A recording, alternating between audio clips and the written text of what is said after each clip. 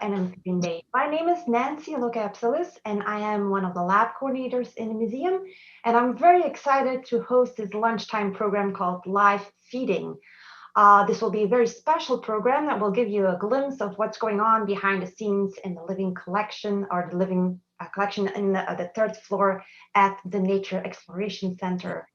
And while we are waiting, I would like for you to put in the chat, if you have a pet, what do you do to take care of your pet? What you feed it and everything like that. We also have some captions available, so just click on that little CC button and you can follow along.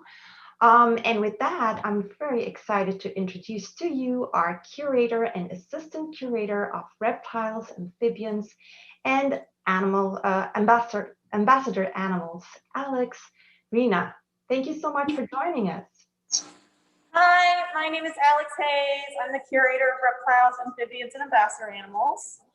And I'm Ornate. I'm the assistant curator of reptiles and amphibians and ambassador animals. And we are super excited to show you guys kind of what we do on a daily basis. We do a lot of animal feedings back here to take care of our animals that are used for program. And so we're going to let you guys see some of the feedings that we do. Very excited about that. Also, if you have any questions, please put them in the chat. We will make sure that we will ask Alex and Rena, all your questions that you're asking us. So go ahead. All right. Take it on. We are going to kick it off with a mata turtle.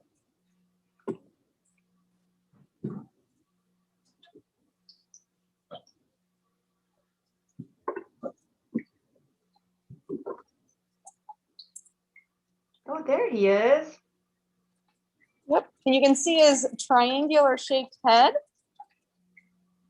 And what's really cool about these turtles is they have a vacuum sucking motion. When they catch fish, they suck in all of the water, and that ends up sucking the fish in. And there she got her first one. And of course, after they swallow all that water, they have to spew some of it out in order to swallow the fish. So it takes them a little bit to swallow. Yeah, I think we saw a little piece that just floated away, right? Yeah. Sometimes they expel the water with enough force that they end up shooting the fish back out, or parts of the fish back out.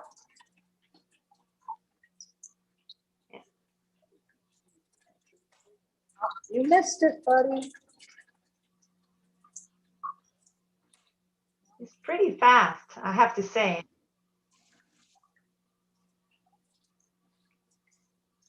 Good job. There you go.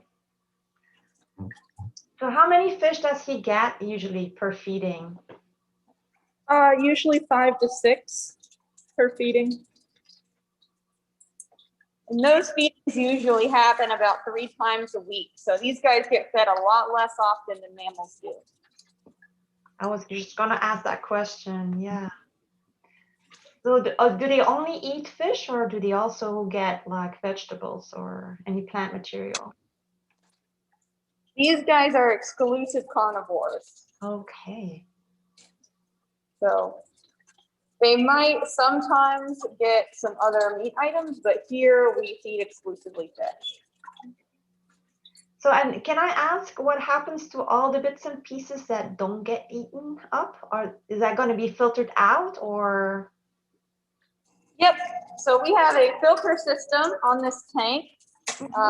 So it'll go through the drain system and then through a filter sock, and it'll get caught in there, and then we can pull that, and then anything that perhaps doesn't make it into the drain or doesn't go into the filter system, we'll come back in a little bit with a net and scoop out any pieces that she didn't eat. Right. Here's your last one. Can we move it just a little bit? There you go. Now we can see him. All right. Okay. She got all her fish, so I think we're going to move on to our next animal. we are going to move over to see some diamondback terrapins. And here are the facts of our diamondback terrapins. So they feed on fish, snails, clams, and worms. And their excess salt from their diet is being secreted by glands around their eyes. And they're very strong swimmers, and the group is called the bale, a dole, or a creep. And I think we're there, right? I think I can see them swim. They're there. So here we can see some diamondback terrapins.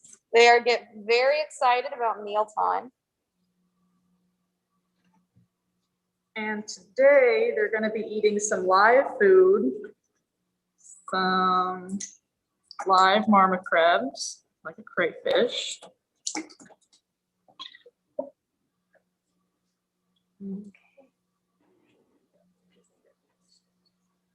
So Alex and Rena, we have a question here from Lindsay.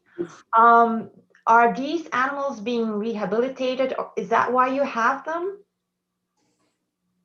Nope. So these particular animals are here as program animals. So they are members of our ambassador animal collection, and they are ambassadors of their species. So they are here to educate the public about diamondback terrapins. So these guys are not in a rehabilitation program. They will not be released to the wild. A lot of our animals here are rescue animals or confiscation animals. So they are in some cases rescues, but none of the animals that we're going to show today are animals that would be released back into the wild. They are all permanent residents here at the museum. Great. Yeah, because we also have a question from M, because she was wondering if all these animals have like a strict feeding schedule, and if so, do you have to kind of like recognize their habits, or is it just like a very strict schedule that you are setting up for them? So they have what I would consider to be a loose schedule. So these guys get fed 3 times a week, but sometimes we might mix up when exactly that happens, or the number of times in a week. And so that just kind of keeps it dynamic for them, so they don't quite know when the food is coming. So I wouldn't call it a strict feeding schedule. I would say we keep it pretty loose, and we'll change it up as needed. So for example, these guys normally get fed on Tuesdays, but we've bumped it up a day for them so that they can eat for program today. Oh, great. And so we can get to see it. That's awesome. Yeah, because we have a question from Katrina, because she was wondering how many are omnivore species and how many are carnivore species, like with all the turtles. And I presume she's thinking about turtles in North Carolina, but that would be... I would say most turtles in North Carolina are omnivores. Mm-hmm. And most of the animals that we're going to be looking at today are omnivore animals, but we are going to be looking at a few carnivorous animals, including another carnivorous turtle in a little bit. Yeah. Mm-hmm. All right. Do we want to move to our next animal? Yes, that would be great. All right. Coming up, we've got a dwarf caiman.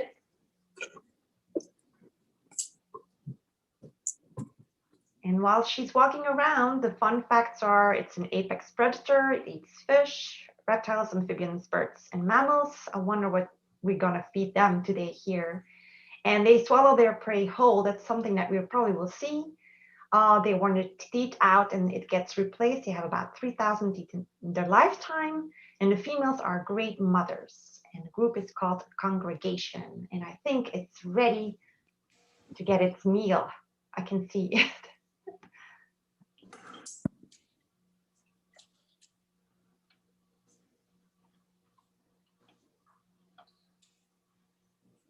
The caiman is being fed some baby quail today. So some little birds. And these are all frozen thawed. So, we did feed live marmot crabs to the diamondback terrapins today, but Most of the food that we feed is frozen thawed diet. Right. Well, talking about the diamondback turtle again, we have a few more questions that just popped up. So somebody wants to know if they're still endangered, and how old are they, the ones that you have in your collection? So we don't know how old the ones in our collection are, but they have been in our collection for, I believe, about 10 years now. They've been in our collection for a long time. As for whether or not they're still considered endangered, I believe that their classification may have changed, but I would have to check on that before I gave you anything for sure. Do you know, Raina? I believe they are protected in certain states. Mm-hmm. Yeah. Especially as you go northward, but I don't think they're protected in North Carolina. It's not yet. Gotcha. I think there are some protections on them, but not as many as others. Right. And somebody also wanted to know if these animals are born in the wild, or were they bred in captivity? So it depends on the individuals. For the Diamondback terrapins, I'm actually not entirely sure. I'm not sure of their origins because they've been here for so long. The wild, any animals that we're showing today that came from the wild were from confiscations. So it's pretty common that when animals are confiscated because someone took them out of the wild, but they cannot be re-released, those animals will come to live at the museum. But we do have some animals that are bred in captivity as well. As for the origin of our personal Diamondback terrapins, I'm not entirely sure. Right. Yeah, because somebody was also wondering how big the caiman will get, because I think this one is still a juvenile, right? So this one is still a juvenile, but he's not going to get much bigger than this. So this is a dwarf caiman. So this is actually surprisingly close to full-grown size. So these guys might get a little bigger than this, but they actually don't get much bigger than this because this is a dwarf species and they actually stay pretty small. And it has a very good appetite, I can tell. Yeah. How much are you going to feed them today, or him? So he got 5 frozen thawed quail, and that's his meal for the day. And he also gets fed 3 times a week. Okay. So I think that was his last one then. Yep. Okay. And next we're going to be moving on to our common snapping turtle. Okay. But these are really interesting animals. The serpentina means actually snake-like and refers to their long neck. They're freshwater turtles. They have a smooth shell and an oval-shaped head. And they also have a beak and can eat aquatic plants, fish, birds, amphibians, reptiles, and insects. And I hear that they're also nocturnal. And I'm sure you can add a little bit more to that list of fun facts. Yep, so this is our common snapping turtle. She is a female, and you can tell it can be a little hard to tell her size, but she is pretty big. I'm gonna move her little house back a little bit and you see if she's sticking her head out. Yeah, now I can see them. We can see them. Yeah. So we feed her some vegetables like lettuce and yellow squash and sweet potato. Mm-hmm. And then she also gets some protein. And today she's getting her protein portion. And what does she get as protein? She's getting a thawed out mouse today for some protein. Oh, okay. It almost looked like shrimp. Yeah, it does, all curled up like that. Her favorite foods are orange colored vegetables. So she really likes her orange carrots and her sweet potatoes whenever she's eating her veggies. But she really likes her protein a lot too. It seems like she's just eyeing it a little bit. She's not really going for it right away. Is that because she rather has vegetables that are colorful, and this is kind of whitish. It may be. It also may be because she's trying to evaluate if it's food or not before she eats it. Oh. So she's going to take a minute and see if she can figure it out. And I understand, because I was confused about this little bit of food as well. So I can understand how she might be confused. Yep.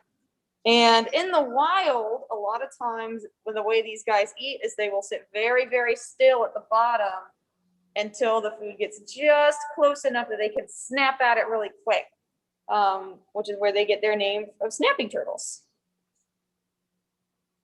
So that's why you're trying to get a bit closer to her mouth. Yep. Oh, there. There we go. Is she gonna just kind of take bits and pieces out of the mouse, or is she just gonna... Oh, well, that answers the question. There you go. She likes to swallow her food whole. It's very popular among our reptiles.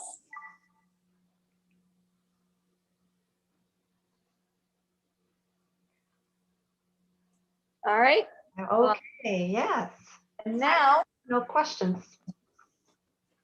all right, well, if we're ready, we can move on to our next animal, which is our alligator snapping turtle. Okay, and this one is also called the dinosaur of the turtle world. And their diet includes aquatic plants, fish, amphibians, reptiles, birds, crayfish, and aquatic mammals. And they wiggle their worm-shaped tongue to lure fish. I'm not sure if we're going to see that today, but they do have a very sharp beak, and that has a bite force that is strong enough to crush bones.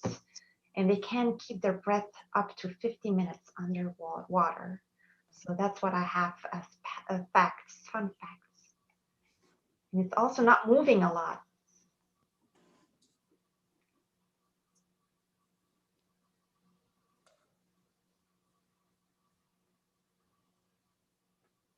I guess it's the same as with the common turtle, snapping turtle.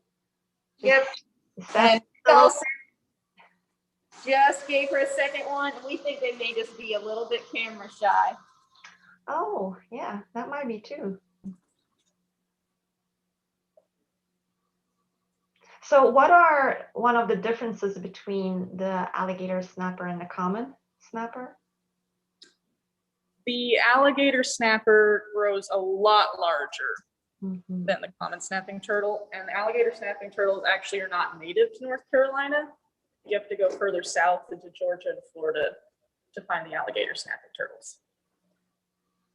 Okay. We do have a question from Ed.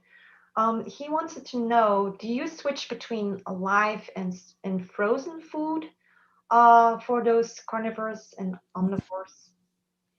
Or do you just stick with like frozen food and you thaw it, or?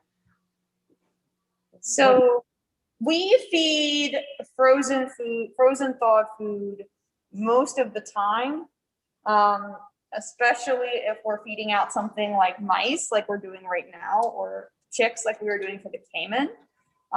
We will occasionally feed live food, particularly invertebrates, like the mamba crabs that we showed earlier. And we'll also feed out other types of, we'll also feed out some live bugs and worms. But for these guys, they mostly get frozen thawed. And this one has a good appetite, because I mean, this time he didn't hesitate at all. Yep, he's getting a little more used to having you guys around. So it's a treat for them as well.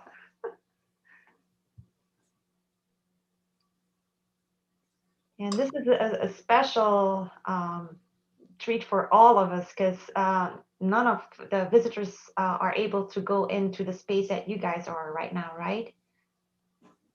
That is correct. So our backup spaces are off limits right now,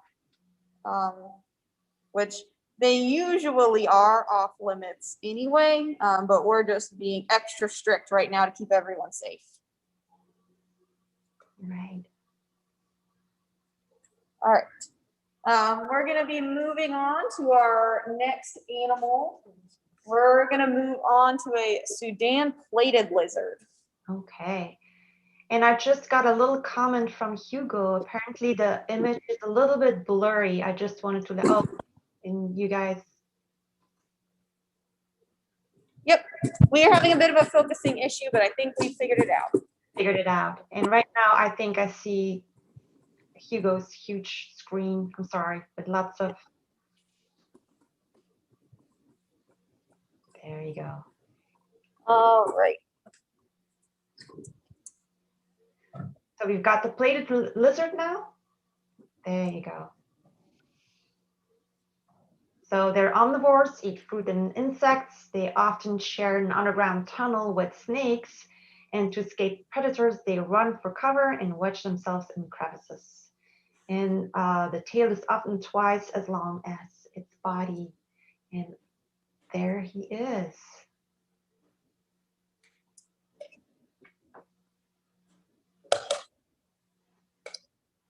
So what is this little guy gonna get? He's gonna get some roaches today. So this is another item that we feed live. So he is getting some live roaches that have been dusted in a vitamin powder. So they look very white. I wondered about that because I thought those were like the ones that just molted, you know, when they just molt, they still have that white-ish exoskeleton. Yes, and sometimes ones that have just molted, they can be an extra special treat. Because it makes it extra soft. You don't have the crunchiness. Yeah. I believe he's a little bit shy. Yep.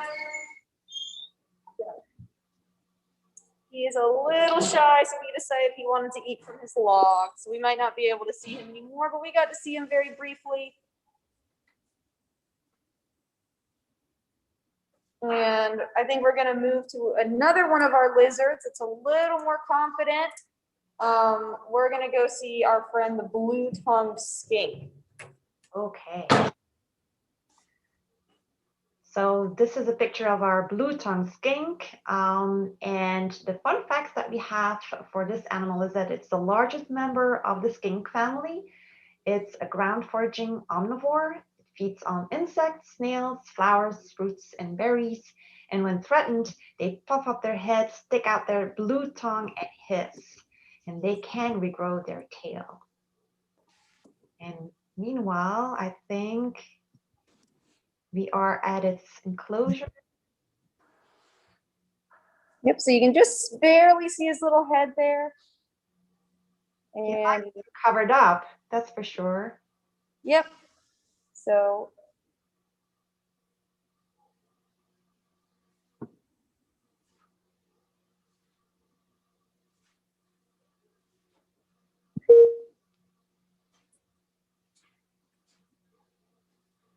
So while you are trying to feed him, we do have another question about the turtle, because we had one that we said, well, that's the dinosaur of all turtles, and they had those spikes on their shell.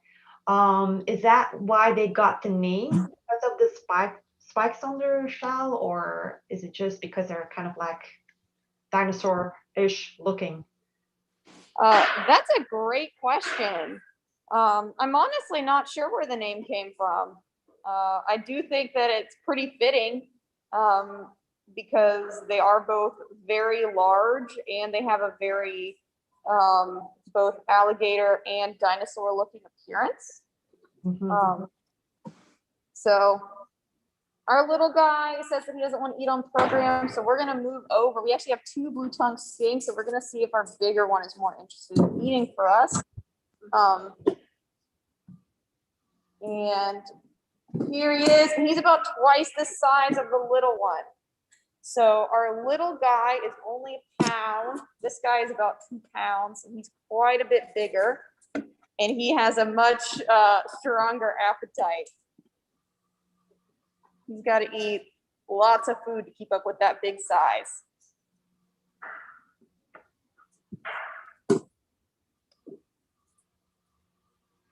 Do they have teeth, or how do they swallow their prey whole, or? They do have teeth. Their teeth are pretty little. You can see that he's shaking his head around. And they can do that to help make sure that their prey is dead as well. And then they can crunch it up with their little teeth, and they actually have surprisingly strong jaws. So, and the fact that they have a blue tongue, does that have anything to do with the fact that it's venomous, or is that true? Why do they have that blue tongue? Do you know? That is a fantastic question. So these animals are not venomous. So you can see his blue tongue just there. Really? Yes.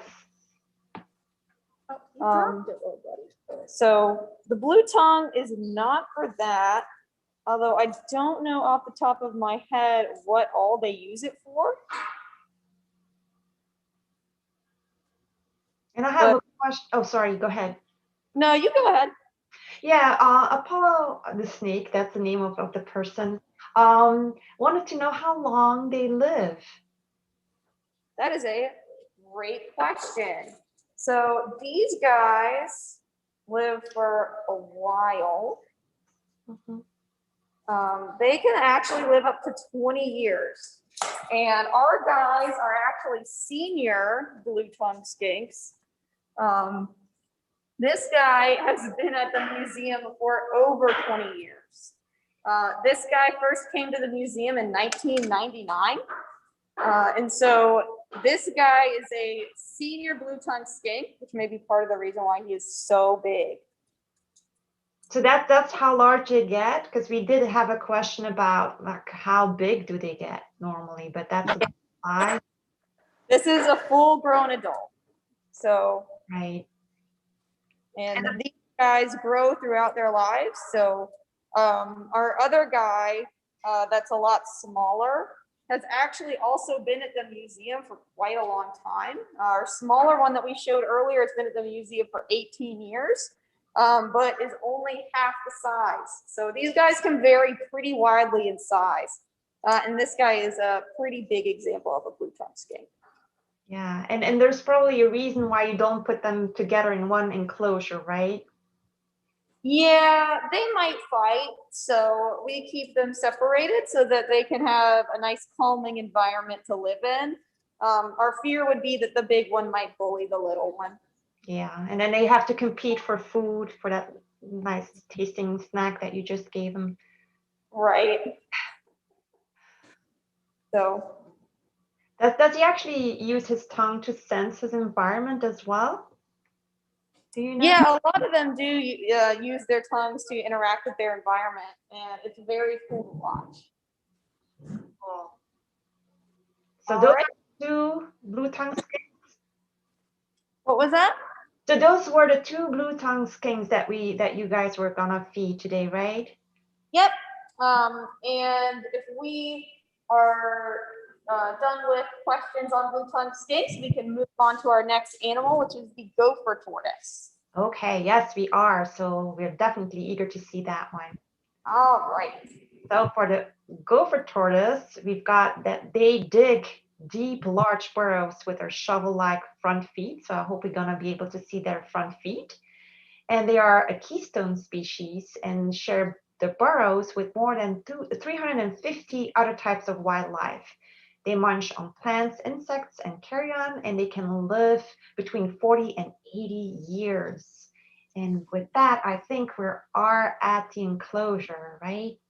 Yes, we are. So you can see our gopher tortoises have a big burrow. We have two. They also live separately. And you can see he's got a big burrow there that we fill up every once in a while with dirt, and then they dig it back out. They really enjoy digging, and we're going to put his tray of food there in front of him, and we're going to see if he wants to come out of his burrow. And we're going to let participation in the program for these guys be voluntary. So if he decides he wants to stay in his burrow, that is okay. We have a second gopher tortoise over here who looks like he might be interested in coming over to eat some food for our program. He is basking under his heat lamp right now.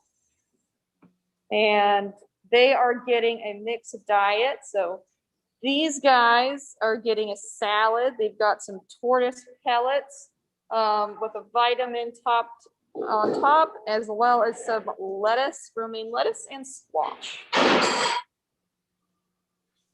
Yeah, it looks like a nice little plate. So we have a question. Somebody wanted to ask you all, what do you do to get them to trust you? Because these are all wild animals. You know, they are probably not used to interact with humans that much. So what do you do? Do you do something with them so that they can trust you? So a lot of the animals in here have actually been in our ambassador animal collection for a long time. So a lot of these animals actually are used to interacting with people because they do programs relatively often, although they're doing fewer recently. But for the animals who are new, who maybe are not used to interacting with people, there is a lot of different strategies that we can use to get them to be more comfortable with people. One of the biggest ones is just socialization. So you can put the animal in an exercise pen or with a person in it, or you could even just have a person sit next to their enclosure. And over time, as they get used to having a person around and socialize to being around people, they'll get more used to them. Something like this, where they are being encouraged to eat while listening to a person talk in the background, is one of the best ways to encourage an animal that people are safe to be around. Eating is a very calming activity for them. And so having the sound of a human voice as a backdrop to a meal can really help get them used to that sound and get them accepting of the fact that that sound is not a threat. He was thinking about taking a little bite, but then he decided not to. We have two more questions. One is the gopher tortoise endangered? And then the second one is, like, all these animals, they are in separate enclosures. Do they all have a separate temperature control, or what do you do to keep the surroundings perfect for their benefit? Those are great questions. So the gopher tortoise is not currently listed as endangered. They are listed as vulnerable. So they could be endangered at some point in the future. Hopefully we will be able to take conservation actions and other facilities as well, of course. We'll be able to take conservation actions to prevent them from becoming endangered. However, they are vulnerable to that right now. As far as having them in separate enclosures, we do use some aspects of individual temperature control. So we do have like little mini thermometers that we could place in individual enclosures. They do each have their own heat lamp, which helps keep it warm in there for them. Although these two we actually keep temperature-wise very similarly. So we're not trying to do anything different between the two. However, that's one of the reasons why we have these panels covering the top, is it will help keep the heat and humidity within their enclosure, because this is a pretty big room that they're in. And we do have different animals with different needs within the room. Right. And he might try to get another bite. Or not. But now you can really see their front feet. They really look like shovels almost. And there he munches. That's great. So any leftover, is that being taken away at the end of the, after an hour or so, or just kind of leave it in until the end of the day? We usually leave it in till the end of the day, especially because, like our other individual today, sometimes they might not want to come out and eat right away. So we usually will leave it in there until the end of the day for them. And then if they've decided not to eat it, then we'll pull it. Then you pull it out, right? Oh, we do have a wonderful question from Katrina, because she was wondering how deep those burrows are, and then if they always dig their own burrows, or if they just go and get into burrows dug by other gopher tortoises or on other animals. So these burrows here are a bit deep, but not super deep. There's maybe a foot of dirt there. In the wild, they would dig a much deeper burrow. And that can vary from individual to individual, as well as for the location that they're in. Gopher tortoises, most of the time, like to dig their own burrows, although it is extremely common for other animals to like to take advantage of gopher tortoise burrows and borrow burrows that the gopher tortoises have dug. Right, that's why they're the keystone species, right? That's right. Yeah, and then Brittany has a really good question as well. So do you keep the heat lamps on at night, or do you just try to really, mimic day and night, because your guys are in a very special environment right there? That is a great question.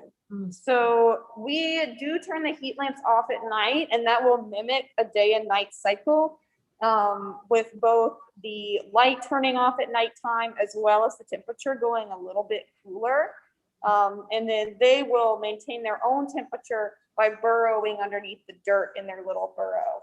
So we will mimic it there. There are some rare instances if we are having temperature issues in the building and we are worried about it getting too cold, that we might leave a heat lamp overnight or replace the heat lamp bulb with a general heater that will not emit light.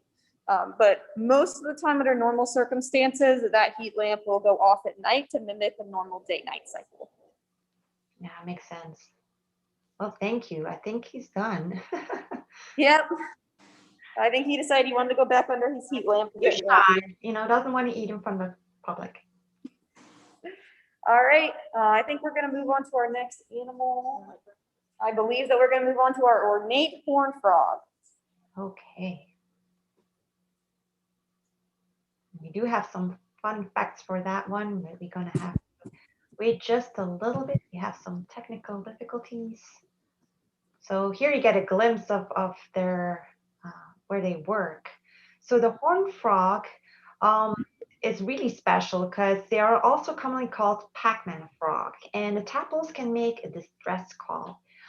They have a row of teeth along their upper jaw, and they mostly eat insects. So I'm wondering what they're going to feed them today. And then they are considered a near threatened species. So with that, I believe that we are at its enclosure, and I can't really see it that well. Yep, so he is really hard to see. These guys, camouflaged. Yeah. Yeah, these guys are amazing at camouflage. It is their special skill.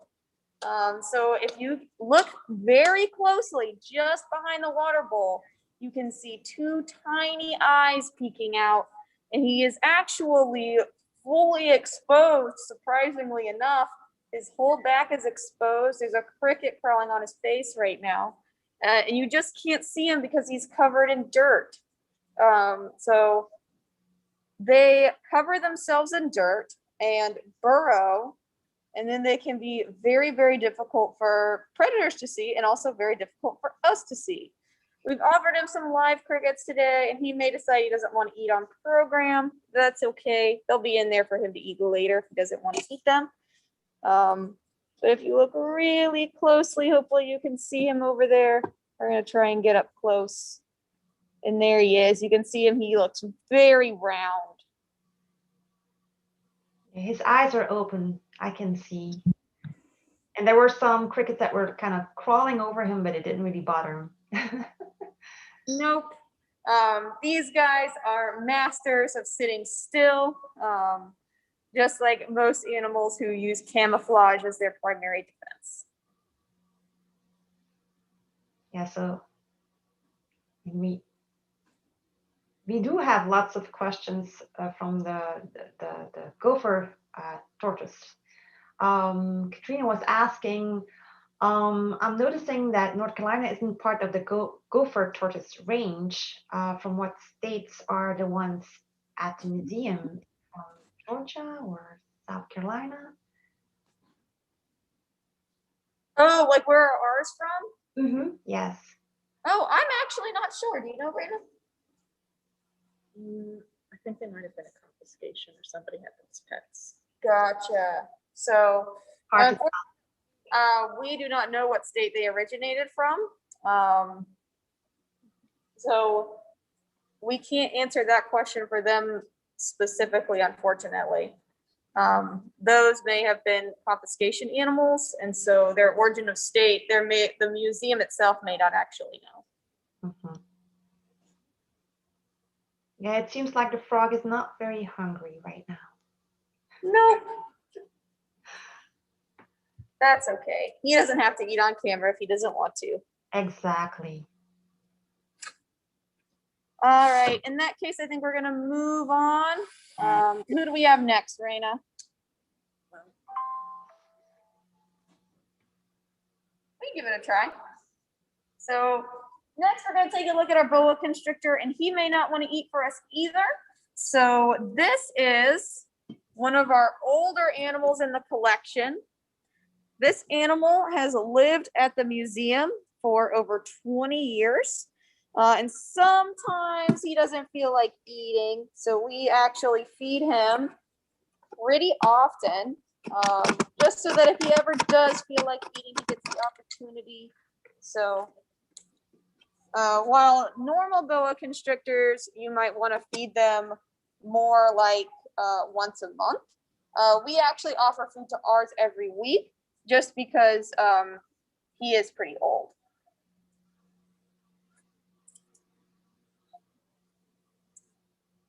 And you can tell he's taking a soak in his bath right now.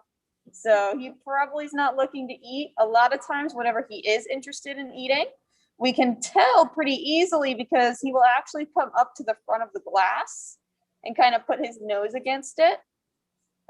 Whereas today, you can tell his face is kind of towards the back. He's taking a bath right now. He's not really interested. He's pretty picky. He's a pretty picky old man. That's okay. So is there a reason why he takes a bath? Is that, to keep moist, or is he about ready to shed? That's a great question. So this guy is not getting ready to shed. He shed a few weeks ago, and he's pretty old at this point, so he doesn't shed pretty often. As these snakes get older, they will shed less often as they start to grow slower. So he is not getting ready to shed. Right now, he's just taking a bath so that he can get some good moisture. There. Yeah, and he's not hungry at all. You can tell. Nope. Taking it slow. And that looked like a good meal right there. Yep, it's a big rat. So when he does eat, he thankfully eats a very big meal. So if he refuses the meal, what do you do then? Do you put it back or in the refrigerator and offer it later, or what happens? So we might try to put it in the fridge and then offer it later. However, if we warm it up too much, we really can't refrigerate it. He really prefers them to be warm. So a lot of the time, if he refuses it, we unfortunately have to throw that mouse out. Yeah. Or in this case. He's a beautiful animal, though. Oh, look at that. He is. He is over 7 feet long. Wow. And so how old is he again? I think I missed that. So we actually don't know how old he is. This animal came to the state after he was actually found in the engine of someone's car. And this area is not a part of their range. So we actually have no idea how he ended up here. But maybe he had been in the engine of that car for a while. But he is he surprisingly came to the museum, you know, healthy enough to live here for a long time. He was an adult at the time, so we don't know how old he is, but he has been at the museum since 1999, so he is at least 22 years old. Wow. Gorgeous. Yeah, he is a very pretty animal. And was that the last animal that you were going to feed today, or did you have another one for us to share? We have one more. Do you want to introduce our last animal, Raina? Sure, we'll be feeding one of our pine snakes today. Oh, right. Those are beautiful. Yes. They're excellent burrows. They spend most of their time underground. Their eggs are one of the largest of the US snakes, and when threatened, they hiss loudly, vibrate their tails, and strike. That's what I have for fun facts. They're in very interesting enclosures. Oh, there he is. Yep. So these guys are North Carolina natives.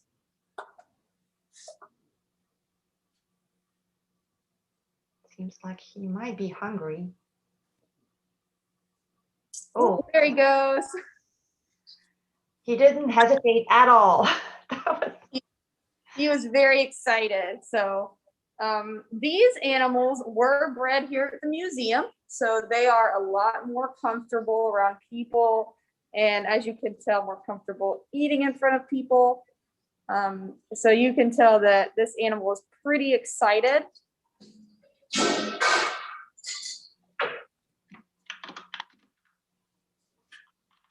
And these animals were bred at the museum 13 years ago. Or excuse me, that's not right. Don't mind me.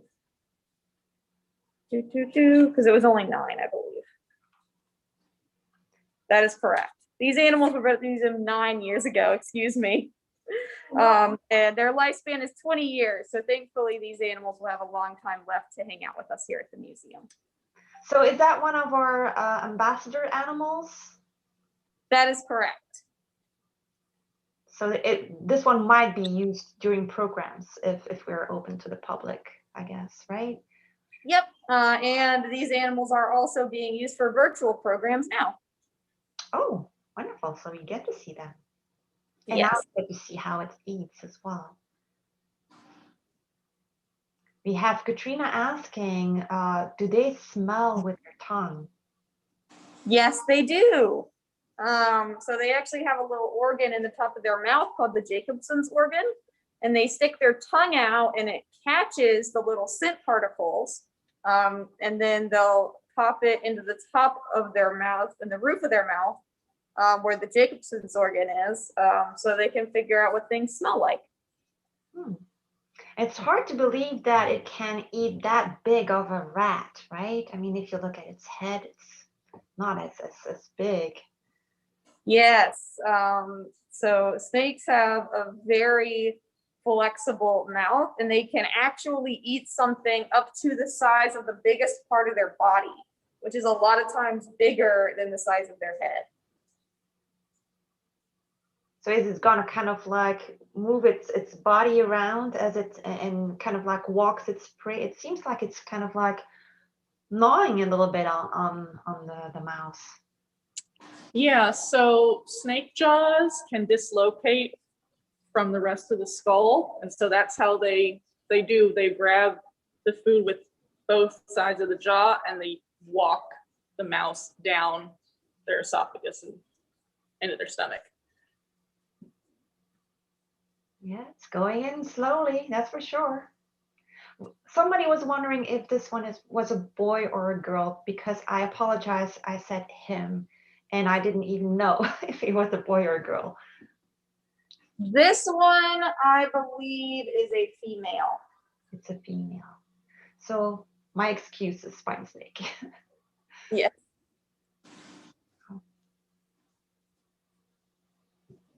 Yeah, somebody's worried because Brittany says, like, how can they open up their mouth that wide without hurting. I can imagine, yeah, if I open up my mouth, it does hurt. I mean, I wouldn't be able to do this. But then again, we can't unhinge our jaws either, right?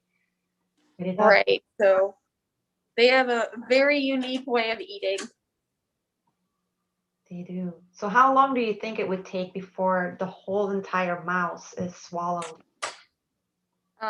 It surprisingly takes a shorter amount of time than you would think. I'm not quite sure if we're going to have enough time today on the program to watch them swallow the whole mouse, but it usually takes maybe about 2 minutes or so. How long would you say, Raina? Maybe like 5 minutes. Yeah, maybe somewhere between 2 and 5. So it takes them a while, especially because when they're eating a food item bigger than their head, they kind of have to very slowly walk it in. So you can tell that she kind of reaches out with her right side, and then she's going to reach out with her left side. And she'll very slowly swallow down that mouse. So for this mouse, do you have to preheat it to kind of like mimic what's going on in the wild, or you just thaw them and then you offer it to them? So that can kind of depend on the individual and the species. So this particular animal is not super picky about the temperature of her mouse. Some of the snakes that we have here are very particular. So we do actually have various methods for heating mice. Sometimes we will put them in warm water and then dry them off really well. Other times we can put them on at a hot plate, as long as it's only at like a very low temperature. Because we obviously want to make sure that we're not heating them too much, because we don't want to hurt our animals. Overheat, yeah. And the black top that you see in the middle, that's its home, its shelter, or? Yep. And one of the kind of interesting things that you might be able to see, and it might be a little hard to see our snake's body back there because she's very hidden, but you can tell that her house looks almost about the same size as her body. And snakes actually really like having a hiding space that presses up against their sides because it makes them feel very secure. So a lot of times whenever we are offering snakes a house or a hide, we will give them one that's about the same size as they are, so that whenever they curl up in it, it presses against their sides and makes them feel really secure. Yeah. Yeah, Katrina was wondering, like, how long are their intestines, just because it's such a long animal? That is a great question. I actually don't have a number for how long their intestines are. But their organs are really interesting. So, for example, their lungs, they actually have one smaller lung and one lung that's very elongated and long. Their intestines also kind of tend to move in a bit of a longer fashion compared to other animals. But whether or not, if you were to actually like measure the length of them, whether or not the intestines themselves would be longer is a good question. I'm not sure. Mm-hmm. And I think that's about the tail of the mouse. I think, it finished it before we actually finished the program. That's awesome. Yeah, we have about 7 more minutes left. So if you all have more questions for Rena and Alex, please put it in the chat. But that was awesome. Thank you so much for showing us around, and this is a very special presentation. I think we get to see a sneak peek of what you guys are all doing every day, basically. And I just saw a little question, but I'm not sure what they mean with that. So we're gonna just wait with that. So I would like to thank you both for everything you do for our museum animals and for doing this presentation with our viewers. And I would like to share a little t-shirt slide. So first of all, thank you all for joining us. If you are interested in supporting our animals. And in our museum, you can purchase a t-shirt. The link is store@naturalsciences.org. If you, however, want to become a member, this t-shirt will be for free. If you do have more questions for us later on, don't hesitate to ask them. You can go on our website and you can post those questions on our website as well. Rena and Alex, thank you so much. That was so wonderful getting to eat, to see all these animals eat. And I believe now everybody is hungry. Yeah, thank you so much for having us. This was a really fantastic time. And I saw Hugo pop in and ask us what animals are the most difficult to feed. And the exciting answer to that is it's probably our venomous animals. And there is actually going to be a venomous feeding program with our coworkers, Kurt and Shauna, this upcoming Thursday. So if anyone's interested in seeing those, I would really recommend attending that program. Yeah, we have a lot of programs that we are offering this week. So please go on our website and sign up for those. And thank you all so much for joining us today. Y'all have a good day. Thank you. Bye. For joining us.